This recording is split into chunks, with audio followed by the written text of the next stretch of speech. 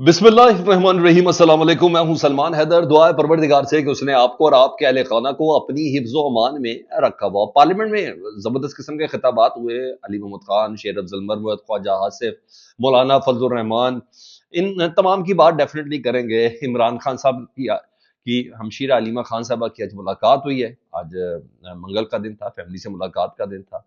उस मुलाकात के बाद इमरान खान साहब ने मौजूदा सूरत हाल पर क्या रिस्पॉन्ड किया, उनका क्या पैगाम है, उसकी कोई तफसील है। लेकिन सबसे पहले ज़रा मैं ये सिस्टम के जो बड़े बड़े करता धरता ना उनके ज़रा करा निकालने वाली खबर दूँ। मैं कह रहा हूँ कि खबर तो शुरू से ही सुबह से ही शुरू हो गई थी वो जियो के ट्वीट के ऊपर, जो पूरी अमरीकी इंतज़ामिया, नई अमरीकी इंतज़ामिया ने जो फ्री इमरान खान के हवाले से जो ट्वीट करना शुरू कर दी, और फिर जैसे जैसे लग रहा था कि जैसे जिद बना दी पाकिस्तान का पाकिस्तान या पाकिस्तान तहरीक इंसाफ की तरफ से लॉबीज ने क्या इन्वॉल्व होता सजाद बरकी वगैरह शक्ल में। लगता है कि अब ये मामला बहुत ज्यादा करीब हो गया। लेकिन मैं कह रहा हूं मजीद तरह निकालने के लिए बात काफी है। जो खबर मैं आपको दे रहा हूँ, सेनेटर है मुशाहिद हुसैन सैयद साहब, मुस्लिम लीग नून के सेनेटर हैं, पाकिस्तानी थिंक टैंक में बड़ा नाम, सीक पैक पे उनका बड़ा अमल दखल, आईआर इंटरनेशनल रिलेशन पर एक उनको बहुत बड़ा अबूर हासिल है, और अथॉरिटी का दर्जा रखते हैं। और वो क्या खबर दे रहे हैं, वो कहते हैं अमेरिका की नई इंतजामिया या सदर ट्रंप के ऑफिस से एक कॉल आए ही आएगी। A call is a call from United states. फिर इसको नो कहने की गुंजाइश नहीं होती। हमारे सिस्टम में इतनी सख्त ही नहीं है कि अमेरिका से आने वाली उस कॉल को रिजेक्ट किया जा सके। और वो कॉल सिर्फ एक कॉल नहीं होगी, उसकी एक कॉपी उस कॉल की रियाज यानी मोहम्मद बिन सलमान के पास जाएगी, और दूसरी कॉपी अबू जैबी यानी यूएई के शहजादे के पास जाएगी कि हमारी इस कॉल को इंश्योर करें पाकिस्तान में, क्योंकि आप दोनों हमारे बहुत अच्छे दोस्त हैं। ठीक है जी। वो कहते हैं कि आपको याद होगा कि जनरल परवेज मुशर्रफ को बुश की नहीं, उसके सेक्रेटरी की कॉल आई थी, और आपने 20 साल पुरानी अफगान पॉलिसी से ऐसे यू टर्न लिया था। वो यहां एस्टेब्लिशमेंट को याद करवा रही है बात। उन्हें कहा सिर्फ सेक्रेटरी की कॉल आई थी, जनरल बुश की कॉल जनरल मुशर्रफ को नहीं आई थी, तो आपने अपनी 20 साल पुरानी अफगान पॉलिसी से यू टर्न लिया था। वो कहते हैं कि हमारे जर्नैलों ने हमेशा समझदार सियासतदानों को अंडर एस्टिमेट किया और खुद को अक्ले कुल समझा, और हर बार मुंह की खाई, और इस बार भी मुंह की खाएंगे। और आज यानी आज की तारीख में अमेरिका के 4 बड़ों की ट्वीट से साबित हो गया। सर नामजद अटर्नी जनरल ने ट्वीट किया, एक तो उसने अपने स्पेशल जो एलची है रिचर्ड गैनल, वो, उसके बाद नामजद अटर्नी जनरल, और फिर कांग्रेस के दीगर लोगों की जानिब से फ्री इमरान खान वाली हैं। और ये होना है बड़ी खुश आइंदा, ये पेशाई, इस तरह की चीजें हैं, यानी गैर मामूली ट्वीट्स थे सारे। तो उन्होंने कहा कि आज अमेरिका के 4 बड़ों की ट्वीट से साबित हो गया कि ये फिर हुक्म के गुलाम बनेंगे, मगर खुद से शर्म नहीं करेंगे। इनको खुद इस चीज का ख्याल होना चाहिए। अमेरिका के कहने की भी इनको नहीं होनी चाहिए कि अमेरिका कह रहा है। इनको खुद इस बात की फिक्र होनी चाहिए कि पाकिस्तान के लिए इमरान खान का फ्री होना जरूरी है। मौजूदा सियासी सेटअप में अगर आपको स्टेबिलिटी रिक्वायर्ड है तो इमरान खान साहब की रिहाई जरूरी है। अगर आपको इकोनॉमिकल स्टेबिलिटी चाहिए तो इमरान खान साहब की रिहाई जरूरी है। उन्हें कि आप लोग क्यों वेट कर रहे हैं अमेरिका की किसी कॉल के, यानी को इनको खुद से शर्म नहीं करेंगे, ये जुमले हैं उनके जी। यानी उन चारों अफराद का बताया। तो इस हवाले से अब ये देख लें कि पाकिस्तान के बड़े मारूफ टेक्नोक्रेट हैं मुशाहिद हुसैन सैयद, आईआर में इंटरनेशनल रिलेशन में इनकी एक जबरदस्त किस्म की अंडरस्टैंडिंग है। उस बंदे का इन ट्वीट से मुतल्लिक ये कहना है, और मैंने ऐसे ही नहीं आपको दोपहर में कह दिया कि टाइम स्टार्ट है, ये तय 18 जनवरी से पहले पहले ये सब हो जाएगा। अब सिर्फ कुछ गारंटीज चाहिए कि खान साहब बाहर आ जाए तो फिर इनके खिलाफ कुछ ना बोलें, को बदला ना ले लें। ये खौफ है बेसिकली, यही गारंटी चाहिए। आप देख नहीं रहे ख्वाजा आसिफ साहब कह रहे हैं इन्हें दी गारंटी कौन देगा, राना सनाउल्लाह कह रहे गारंटी कौन देगा। आज अता तारड़ साहब भी असम्बली के फ्लोर पे कह रहे थे ये क्या है।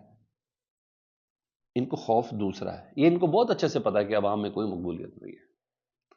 ان کو بہت اچھے سے پتا. اب بچنا ہے نا, تو کیسے بچنا ہے, یہ ساری چیزیں. آج پارلیمنٹ کے خطابات میں بات کروں تو سب سے مزیدار اور تگڑی تقریر نا شہریار آفریدی نے بھی کی, لیکن علی محمد خان صاحب تو بولے, اور ایسا بولے کہ انہوں نے شرجیل میمن کٹ کر دیا. یعنی شرجیل میمن صاحب کی خبر لگا دی.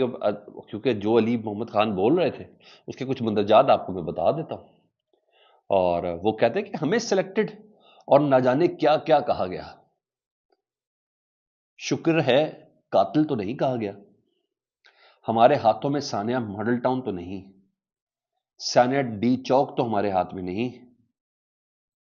انہوں نے کہا پھر کہا گیا ہمارے ہاتھوں میں کسی کا خون تو نہیں. یہاں تک انہوں نے بولا. انہوں نے کہا اس ڈی چوک پر بلاول بھٹو آئے, مریم نواز آئیں, اساتذہ آئے, ملازمین آئے اور علماء آئے. ہمیں عمران خان نے کہا کہ انہیں انگیج کریں. ہم نے انگیج کیا. مجھے بہت اچھے سے یاد ہے کہ کچھ لوگوں کو راشن اور کھانا پینا بھی دیا تھا. آفر کچھ کو کئیوں کی تھی, سب کو کی تھی, لیکن کچھ کو دیا بھی گیا تھا راشن وغیرہ.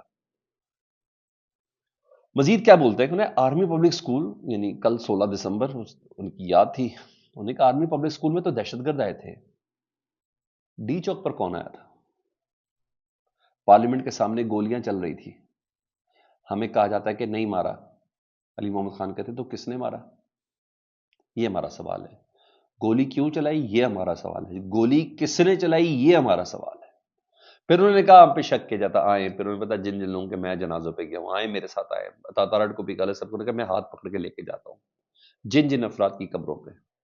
ان کے بچوں سے ملواؤں گا, فیملی سے ملواؤں گا. انہیں مری کا ذکر کیا, انہیں مانسیرہ کا ذکر کیا, انہیں تمام جگہوں کا ذکر کیا کہ کون کون. یہ کہتے ہوا ہی کچھ نہیں. کہا چلے میرے ساتھ پارلیمنٹ میں بیٹھتا ہوں. کہتے لا الہ الا اللہ کے سامنے رکھ کے, قرآن کے نیچے رکھ کے میں کیسے جھوٹ بول سکتا ہوں. یہ ان کے جملے. شہریار آفریدی وہ بھی تگڑا بولے. وہ کہتے ہیں انہوں نے ماضی کی چیز کہ رانا ثناء اللہ صاحب کے خلاف جو مقدمہ درج ہوا تھا نا, انہوں نے کہا اس پر ہم نے D G A N F, یعنی جنرل تھا بندہ بھائی, میجر جنرل تھے, D A G N F.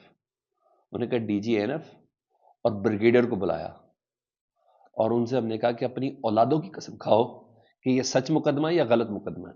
انہوں نے کہا اگر مقدمہ عمران خان نے یا میں نے بنایا تو اللہ ہمیں ایمان کی موت نہ دے. انہوں نے کہا اب آپ ہیں, آپ کے پاس اختیار ہے, آپ کے پاس حکومت ہے, تحقیق کریں. یہ کیا بات ہوئی؟ اب آپ نے ڈیل کر لی ہے تو کوئی مسئلہ کچھ نہیں ہے, اب آپ کسی سے کچھ پوچھے پڑتی دیں گے نہیں. انہوں نے کہا نہیں, آپ کے پاس اختیار ہے, آپ تحقیق کریں کہ رانا ثناء اللہ کے اوپر مقدمہ کس نے بنایا تھا. اب تو یہ کچھ بھی نہیں کر رہے. کچھ کر رہے ہیں تو مجھے بتا دیں. انہوں نے کہا آپ بتائیں, اور سوال بڑا ویلڈ ہے کہ حکومت آپ کی ہے, آپ تحقیقات کرائیں تاکہ دودھ کا دودھ اور پانی کا پانی ہو جائے. اور سنیں جی مزید کیا کہتے ہیں شہریار آفریدی. انہوں نے کہا مجھے یہ پیغام بھیجا گیا تھا کہ تمہاری بیٹی 14 اور 15 سال کی ہو گئی ہے. یہ پیغام دیا تھا. بڑی تکلیف دہ چیز ہوتی ہے. انہوں نے کہا یہ کیسی عزت ہے کہ ماں اور بچیاں, یہ اپنی فیملی کے متعلق بتا رہے ہیں, انہوں نے کہا یہ کیسی عزت ہے کہ ماں اور بچیاں F8 کی سڑکوں پر بھاگ رہی ہوں. علی محمد خان نہ ہوتا, شہریار آفریدی کہتے ہیں, علی محمد خان نہ ہوتا تو میری 7 پشتیں بھی مجھے معاف نہ کر سکتی. علی محمد جو میرے پاس خبر ہے, علی محمد خان صاحب نے ان کو اسلام آباد میں اپنی رہائش میں پناہ دی تھی, ان کی فیملی کو پھر محفوظ مقام پر منتقل کیا تھا. علی محمد خان کا اتنا بڑا احسان ہے جو ہونے لگا تھا میرے ساتھ. اچھا جی, مولانا فضل الرحمان صاحب نے مدارس بل پر بولا. انہوں نے کہا کہ ہم آزاد قوم نہیں ہیں, اگر آزاد قوم نہیں ہے تو ہم پر چھوڑ دیا جائے. انہوں نے کہا کانگریس کا ایک رکن عمران خان صاحب کے حق میں قرارداد پیش کرتا ہے, اس کے مقابلے میں پاکستان میں بھی قرارداد پیش کی جاتی ہے, اور کہا جاتا ہے کہ پاکستان میں مداخلت نہیں کی جا رہی. مگر ہمارے مدارس بل پر پارلیمنٹ سے ہمارا بل پاس ہوا, ایوان بالا سے بل پاس ہوا, ایوان زیری سے بل پاس ہوا, بھائی صدر کے پاس منظوری کے لیے گیا اور وہ مقررہ ڈیٹ بھی ختم ہو گئی, اور اس کے بعد جب ڈیٹ بھی ختم ہو گئی, وہ ایکٹ آف پارلیمنٹ بھی بن گیا, سب کچھ ہو گیا. پھر کہتے ہیں کہ جناب بیرونی طور پر عالمی طاقتیں اعتراض کریں گی. پیٹ اپ شٹ اپ, یہ سمجھ رہے ہیں کہ ہمیں مجبور نہ کریں, ایک بل کی شک بھی آگے پیچھے نہیں ہوگی, ہمیں سڑکوں پہ آنے پہ مجبور نہ کریں. تو میں خیال ہے اگلے 72 گھنٹے جو ہے نا وہ اس معاملے میں بڑے حساس ہیں. مولانا صاحب نے اپنا فیصلہ کرنا ہی کرنا ہے, اور انہوں نے کہا قوم کے سامنے جھوٹ بولا جا رہا ہے, یہاں سب چیزیں ہوئی. شیر افضل مروت صاحب نے بھی آج تو بھائی بڑی زبردست بات ہے کہ انہوں نے کہا ہم پارلیمنٹ میں ایسے ہوتے ہیں جیسے سوتنے آپس میں لڑ رہی ہوتی ہیں. اور نہ صرف سوتنے آپس میں لڑی ہوتی ہے ایک دوسرے کی، کبھی ہم نے مثبت بات نہیں کی. میڈیا پر آ کے یہ لوگ کہتے ہیں مذاکرات کی ہو رہے ہیں، یہاں آ کے کہتے ہیں مذاکرات نہیں ہو رہے. قوم کے ساتھ جھوٹ بولا جاتا ہے. خواجہ آصف صاحب کی زبان سے آگ اگلتی، میں احترام کرتا ہوں لیکن ان کی زبان سے آگ اگلتی ہے.